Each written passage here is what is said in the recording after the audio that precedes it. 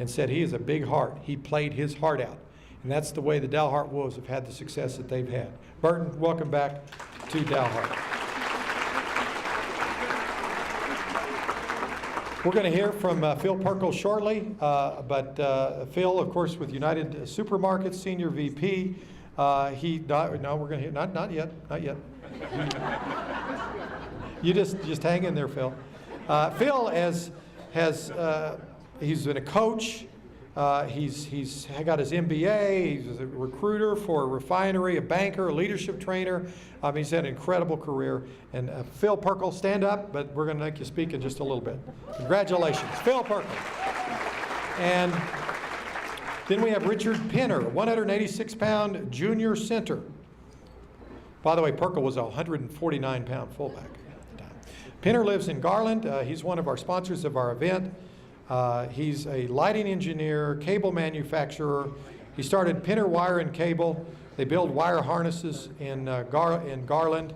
And we are so glad and thankful to have you back, Richard. Welcome back. Now, Frank Quintana. Did Frank make it here? Is Frank Quintana here? Yes! Yes! This was the hardest guy to find. I cannot tell you how many phone calls, dead ends, social media, everything. We could not find this guy. And finally, this was 2 weeks out. I'm looking for him for a year. And Victor Chandler said, well, I thought he was up in Boise City. Well, he wasn't. But he was in Oklahoma. So I expanded the universe to another state. And we found him in Goodwill, Oklahoma. And it's Frank Quintana, 136-pound junior guard. Frank had a sandwich shop that he operated. He's been a carpenter, wife and kids. He had apparently lost touch, but no longer. Frank Quintana, welcome back to the Dalhart Wolves in 1963. Nothing makes me prouder. I'm not kidding you, hours after hours to find this guy. I'm so glad to have you here, Frank. All right, Glenn Robertson, 186-pound senior guard. Glenn, come up just for a brief, shake everybody's hand or say hi. Now, Glenn, we're going to hear from in a minute. So I'm going to save most of the words for Glenn for a little bit later. Pete Scardella, 155-pound senior quarterback. Pete, come on up. Long-standing ties to Dalhart. TCU graduate, a retired tax partner from Phoenix. He was actually chairman of the 1987 Phoenix Opens. This guy knows some pro golfers, tell you what. That's a very great accomplishment. Pete, welcome back to Dalhart. Then we got Jimmy Shepard. Jimmy Shepard, one of 3 Shepard brothers that I remember in Dalhart, 162-pound junior fullback. Jimmy, I used to run in. I lived in San Antonio a couple of years. Jimmy, 36 years a court reporter in San Antonio. He's married 49 years to former Dalhart twirler Shirley. Jimmy Shepard, welcome home. And somewhere, I believe he made it, Crandall Young, the principal of Dalhart High School and later superintendent. Crandall, are you here? Come on up, Crandall Young.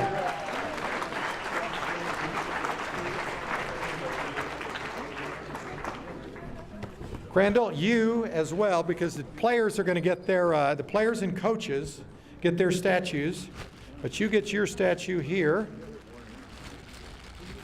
Crandall lives down in El Paso with me, so he's a good man. He works for the city of El Paso still. He had an incredible career in education.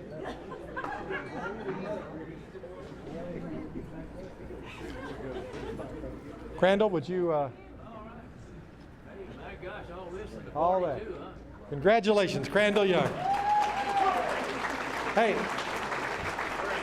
And what is a reunion without a pretty girl? I am told that the 1963 homecoming queen is out there. Susan Langhorne, are you out there anywhere? Yes. Where are you? Right there. 1963 homecoming queen. All right. Ladies and gentlemen, let's give a wonderful round of applause to the returning 1963 Dalhart Wolves.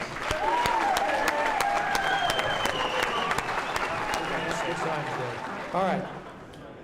Doc Rowell took over as head coach at the age of 25 in 1969. He grew up in Odessa. He was a middle linebacker at West Texas State under Joe Kerbel. He played in the 1962 Sun Bowl. And then he came to Dalhart after 1 year at White Deer. He won district the first year. In 1970, he had the great team that Joel talked about. In 73, he had another district title. He finished with a record at Dalhart of 13, 21, and 2. And with his wife, Mary, they went to Goliad, Alpine, Divine, Coahoma, Westbrook outside of Midland. Then he's retired in Midland. And I like what he says. He says, every day is now a Saturday. Let's welcome back Doc Rowell. It's going to be very short because my wife already informed me that the reception for the coaches' wives started 5 minutes ago at St. Anthony's Catholic Church. And so get up there and shut up and get it done. That's what she told me. You know, I made a promise to her on June the 4th, 1975. We drove out of here for the last time. And she bawled and cried down past the Interstate 20, past Abilene, going south to San Angelo. She cried all the way, and I told her, I said, don't do that. I'll take you back. I did. Yesterday was the first time we've been back, 37 years ago. I said, I told you I keep my promises. She said, yeah, Wasn't too happy. I'd like to say a big thank you to Kevin and Joel and all you sponsors that helped us come along. You know, these kind of things come along in other communities, and people say, you know, we ought to do this, we ought to do that, and we need to honor this group or that group. And it never gets done because you don't have a Joel Hogue or a Kevin Lovell.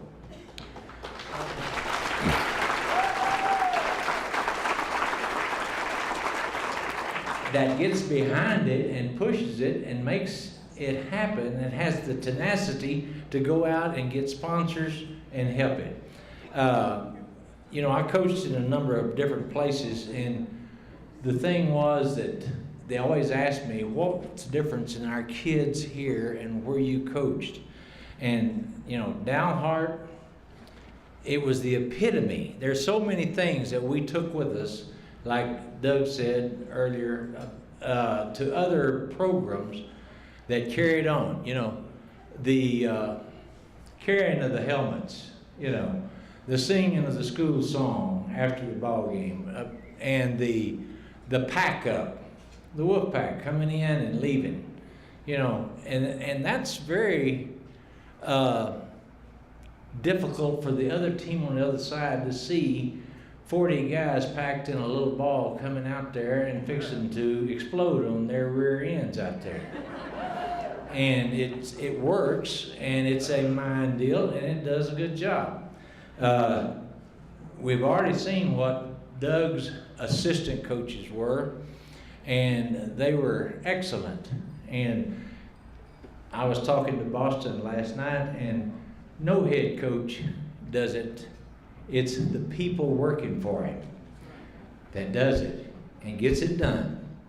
And I was very fortunate. Kevin said I was 25 years old. Yeah, I was 25 years old. I was fearless. You know, when Mr. Bateman offered me the job, he said, I don't guess you want it, do you? And I said, yes, I do. He said, you know you'll be gone in December if you don't win. I said, that's when I've got a mobile home. And fortunately, you know, I was 25 years old, and I took the job, and that night I didn't sleep a wink because I said, what have I done? There's so much I don't know. But I had some men, Jack Boston, Tommy Sherrill, Wiley Malden, Ricky Nix, Earl Smith, Robert Criswell, Williams, all these guys, Ricky Nix, they took me by the hand and led me through the minefield and kept me from exploding, from being too courageous and, you know, we're going to do this, we're going to do that. No, they'd say, I don't think I'd do it that way. You're right. We don't need to do it that way. Okay. And I'm like Doug also, I hate to mention any names of the kids that played for me because they're so outstanding. And I remember when I was coaching at down at Goliad, I got a phone call from Dr. Abdullah, who was on the school board at the time here. And he was asking me some questions about coaches and things, and he said, why is it that coaches want to stay around in Dalhart? And I said, it's because of the kids, because you have super kids. They have the greatest work ethic of anybody around, and it hasn't changed to any number of schools that I went to. And I was told when I became head coach, I said, well, I wonder what we're going to run on offense. They said, just call any 3-digit number, they can run it. And I found out that's true. Even third graders, you just call out any 3-digit number and they go. If it's a 300 series, it's going to be the trap series, and they go on, And we continued it on, and this is a contributing to Doug and his staff. We just carried on what Sherwood had already put in, and Sherwood followed what he had learned through Doug, and we just continued to do it. Each one of us had a little bit of wrinkle. I put some wrinkles in it, a little bit more wide open, talking about that pass that Colquitt picked off and go. No, we didn't get it picked off, but we did have some. But I had some super young gentlemen that played for me that I don't ever forget. I had one that was always talking all the time, and I think he's going to talk in a little bit. His name is Celso Ramirez. And I was telling him a while ago, and his daughter, the maddest I ever got at Celso was down at Boys Ranch at a track meet on a Friday. And we were getting ready to run the sprint relay to qualify for the finals on Saturday. And he jumps twice and gets our team eliminated. And I asked him, I said, who jumps on a sprint relay? I said, why'd you do that? He said, the Final Four of March Madness is tomorrow, Coach, and I want to see it.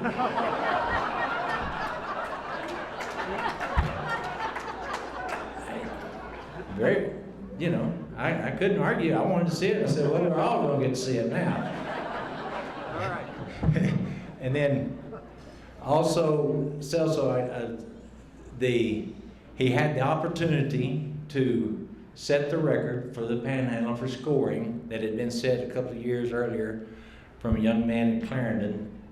And the team loved Celso so much that Jamie Beaver, he broke for a long run and stepped out on about the 4-yard line so Celso could score. And I said, okay, that's the way you want it, we're going to do it. Okay, we call the play. Celso goes, and he steps out on the 2. I said, Celso, what are you doing? He said, I'm not going to do that. And I said, no, these guys are doing it so you can score. Okay, so he finally scored the next play, and he got the record and everything. But that was the unselfishness of that ball club of wanting Celso to be successful. And we had numerous students like that. They were great. We had a great coaching staff that took care of me and my wife. If I mess up on my English, it's the English teacher's fault. If y'all find any, I've gotten a lot better. I used to couldn't talk at all, so I can at least say a few words now. All right, but thank you. That's my 5 minutes, and I'm late to the coach's wives' reception. Thank you very much. Thank you, Doc Ralph. We're going to honor these guys tonight. I think in the effort of time, I want the returning assistant coaches just to stand where you are. We're going to applaud you, and then tonight you do come up here and get a cap, and also the supplement when we're done. But just Jack Boston, athletic director. Jack, where are you? Welcome back. Tommy Sherrill went on to become Dalhart's head coach. Wiley Malden in from Lubbock. Wiley turned my 9th grade class into winners. That was not easy to do. And Ricky Nix from Amarillo. Ricky Nix. Good to see you, Ricky.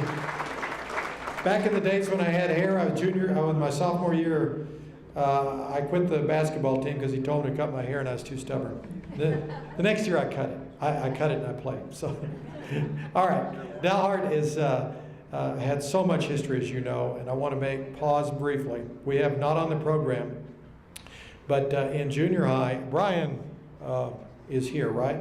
Brian Hall, are you here? I just want to make sure. Yes. And going in his 9th grade year, he got his right foot trapped in a mechanical sprinkler system. He lost his right foot. In 1969, he was a manager for the Dalhart Wolves. He started practicing as a kicker, and in 70 and 71, he received statewide headlines as the Dalhart Wolves kicker. Hall walked on at Texas Tech. He kicked on the freshman team, redshirted, then kicked for the Red Raiders as a sophomore, junior, and senior, earning a scholarship, national attention, bringing fame to Dalhart, Texas. He played on a Southwest Conference championship team. He's a successful Dallas businessman, and tonight we're going to honor him with a Special Achievement Award. Brian, come up real quick and say hi.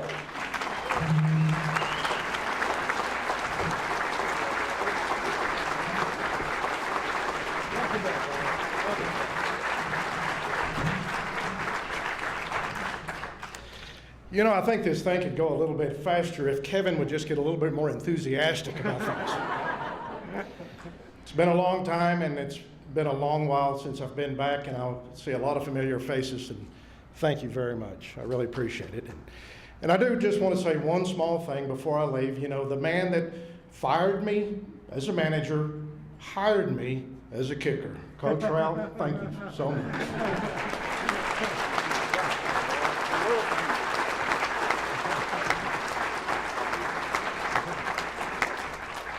He, you know, you could have, I suspect that he probably went home and said, you know, I'm the head coach. I don't know about our possibilities. We got a kid that I've never seen kick. He's going to kick, and he's got his foot cut off because he didn't have sense enough to stay off of a sprinkler system.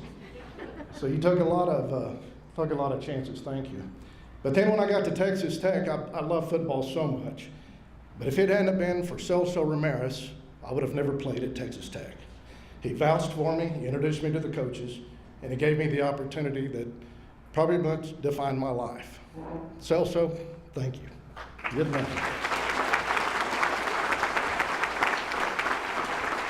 And one last thing about Celso, if you ever wondered why he didn't play running back at Texas Tech, it's very simple. None of the running backs could play defensive back like he could. He could do it all. Celso, thank you very much for everything. And thank you, Dalhart citizens. Thank you. Thank you, Brian. And speaking of Celso Ramirez, Celso's going to get a special award tonight as well. And Celso lives down in down in Lubbock. I still have Phillips on my mind. That 1970 game is anyone that was in this room and saw it's the most heartbreaking loss of all time. That one and maybe the 1972 U.S. Olympic basketball team. It was that bad. It was just one of those you can never overcome because we had such a great team. But Celso, you set the all-time Panhandle Sports Hall of Fame football scoring record for a single season. He was named the Panhandle Sports Hall of Fame Football Player of the Year. He went to Texas Tech over a number of schools. And, you know, Celso and Brian are the last two high school athletes from Dalhart High School to play in what is now Division I NCAA football team. It's been that long. We had a young man, Cadenhead, who played 80-81 for West Texas State, which is not Division I. Celso Ramirez.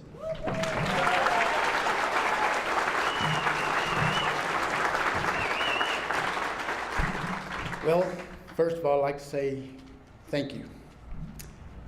And as Coach Rowell knows, that's probably about all I'd say. I'll turn around and walk on. But I'd like to thank some people, especially the community of Dalhart. But I want my parents and my family to stand up. I want to thank you for everything you've done for me over the years. They still live here in Dalhart. They've been here 80 years. They've lived in here all their lives. Thank you very much for supporting me over the years. The other person I want to thank is Coach Etheridge. Probably doesn't really realize I was a little kid and I was looking up to all these men over here, about 10 years old, and I'm going like, you know, when I grow up, just like most little kids, I want to be like them. I want to do some things that they've done. And so they gave me kind of the inspiration to do some of the things that I've done. So I want to thank them, you know, for leading the way, setting the path for me. And then I want to thank all my coaches, all of them. They did a great job, you know, like it's like he said, all they had to do was ask us, and we would do it. That's all they had to ask me. Next thing I want to do is thank all my teammates. You know, a record like that, I can remember a sports writer from Amarillo calling me, and he was interviewing me on the telephone, and he was asking me, and I said, well, you know, really, to do anything like that, it takes a team effort. And it's true, like Coach Rowell was saying, my teammates, you know, they put forth the effort, and that we did it together. So I consider it more of a team thing than an individual thing. And I'll accept this on behalf of all of them. And the next thing I want to thank is, you know, like when Coach Etheridge came here, I was a little kid and I was looking and I said, gosh, you know, he's good about building up the fans, the community, the student body. He got everybody involved. And that's the things that my dad, he would tell me. He said, he's a smart man. He gets everybody involved. He wants them to know. That way we can all pull together. Because one person, you know, is just one person. But together, we accomplished quite a bit. So thank you very much, community of Dalhart.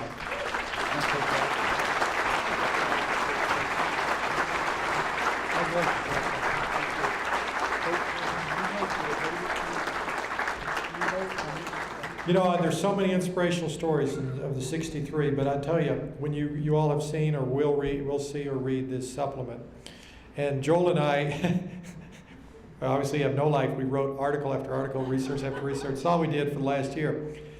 However, there was one other contribution. There was an individual named Glenn Robertson, who's here, who corresponded with me, and then without me asking, he wrote the most beautiful essay. And if you haven't read it, you have got to read that essay in this supplement, where he talked about the times in Dalhart and the rituals and the teammates and the coaches. And Glenn has gone on to an unbelievable professional career. He's got a PhD. He's a noted historian. He teaches at the University of Oklahoma. He's managed an investment company. He's been extraordinarily successful, and it's largely because of the roots that he established and what happened here in Dalhart to him. But I want to read one short excerpt from this essay. He said, of the coaches, I love these men who coached us. Even at today, it's going to be very hard not to break up here. Even today, at the age of 66, I keep a picture of each one in my head. They are human beings with shortcomings. They cared about us, not just as football players, but also about our minds and our souls. On more than one occasion in my life, I have drawn on what they taught me and on what they told me I could be. They taught us to be men. We were young once, but no more. We will be Dalhart Wolves forever. Glenn Robertson.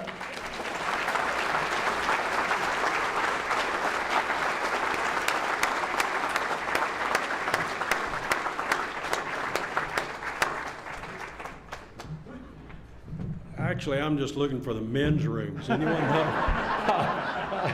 We've been here so long, I kept wondering, where am I? But, and I notice it's not here, but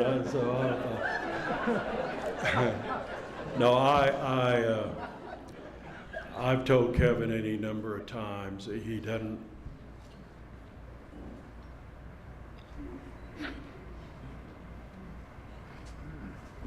to be here in this room again. And not just with the football players. I just had lunch with 7 of the most gorgeous women that were my classmates. And it was worth the trip from Norman to come to do that. But I was almost not here today. I almost didn't. Well, not because I had something better to do or because of some family tragedy, but I feel now I can confess this, and only 4 people in this audience know this, but I quit when I was a sophomore.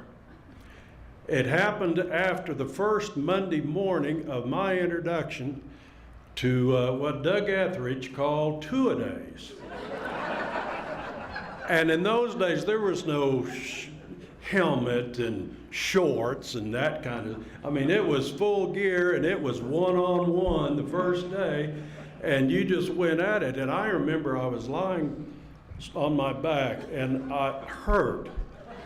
I just hurt. And I had a headache, and I thought, I love football, but it's not worth this. It's not, I'll go march in the band or do something, but I'm not going to that afternoon practice. And I said, I quit. And there, as I say, there are 3 other guys in this audience that know this story because they were part of it too. Well, at 5:30, I'm sitting in front of my locker wearing a t-shirt that smelled like the last person to wear it was a corpse, and a pair of socks that were so wet from my sweat the morning that they still squished. Finally, someone taught me, you fool, wring them out after that, you know. Yeah, and I went on to get a PhD. How do you figure that, kid? But you have to be smarter than socks. And I had some other equipment on that I won't mention, but it felt like someone had thrown it in the ice bucket after the first. Okay. And I'm sitting there and I'm thinking, what in the world am I doing here? I quit. I had a wonderful afternoon. And here I am. And I began looking around the dressing room. And there were people like Bill Cunningham, and there were people like Tommy Ledbetter, and people like Jimmy Stanley, who may have been the greatest Dalhart Wolf of all. And I remembered why I didn't quit. Because as much as I dreaded that afternoon practice, and it lived up to all my expectations, the thought of not being with these guys was even worse. These guys meant a lot to me. Tommy Ledbetter and I are pretty good friends, but in some ways, yeah, he is my idol. He is a guy that I'm proud to have associated with. And that run, I mean, that was great. What was that, 2:45 or something? I know it had to be couldn't have been that. What would that been? Anyway. But the guys who blocked for him, they were all our friends, and we all hung together, and we all thought we treated each other well. And while we're speaking about two-a-days, I want to thank you all for those generous 10-minute ice breaks we used to get. God darn, wasn't that?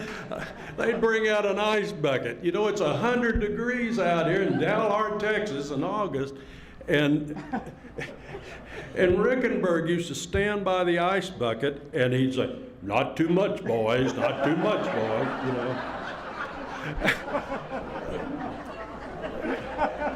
You old softies, I tell you. Anyway, but so I appreciate the guys that were in that dressing room because they were there then. I get to be here now. And I think there are a lot of guys who would be willing to say the same thing. Plus the fact, I got to thinking about it, I was trying to conjure up the scenario where I'd go tell Coach, I'm quitting. I'm going to give you my stuff. And that frightened me worse than the afternoon ride, didn't it? Because he'd have made me look right in his eyes. And he said, "What are you talking about?" I think. And I think he'd say, "Glenn, get back in there and get you're not quitting. What in the hell are you talking about? Quit," you know? I hope that's what he would have said. And anyway, so it's fitting that I met Philip Perkle on the football field. It was in the 7th grade, and I had gotten that obligatory letter where it says, "Welcome to Dalhart Football, and so that you'll be ready for the coming season, you should go out and run 4 times around the track, and you should run 500s, and you should run 10 50s, and this sort of thing." So naive me, I thought they meant it. So I went out there and my first day, and I ran around the track and everything. There was 2 other guys out there. Finally, got a little uncomfortable, so I thought, well, I'll walk over and introduce myself. And I walked over, and this guy that had Buddy Holly glasses on, I mean, they were black. He said, "Hi, I'm Phil Perkle." I said, "Hi, I'm Glenn Robertson." And he said, "And this is my cousin, Johnny Cloud." And now Johnny Cloud was like meeting Elvis to me, because he'd been a Dalhart Wolf, you know, and that's how I was. But anyway, and it was later on when Perkle and I got where we were running together that first, and he said something to me, he said, "I want to be like Johnny." I don't know what being like Johnny meant, but I was beginning to find out what it was like to be Philip Perkle. Because on that sheet where it said to run 500s, well, he'd run 6. And when it said to run 850s, he'd run 9 of them. And of course, I had to run it too. I went more like a fool. But I remember thinking, I think Perkle's going to be a pretty good guy, but the poor guy can't read. I mean, and then school started in the 7th grade, and we practiced, from 1 to 2 in the afternoons, I can't remember, because we had to go back and then have class after we were quitting, all smell like goats. And so one day after school, about in the first week, I'm walking home, and I just happened to walk by the football field, and there's the 8th grade over there practicing, and I thought, I wonder what the 8th grade does that we don't do. And so I walked over there, and I got my hands on the fence, looking through there, and say, yeah, there's McCleskey, and there's Cunningham, and there's George Pepper, and there's Phil Perkle, and there, Perkle? What's Perkle doing out? And I said a lot of old hickory nuts after that, because I thought, is he been promoted? I mean, yeah, he's a pretty good football player, but is he going to play for the 8th grade team? I mean, I couldn't. So the next morning, his first chance I saw him in the hallway, and I said, Perkle, word is you're practicing with the 8th grade team. Yeah, I went and asked the coaches if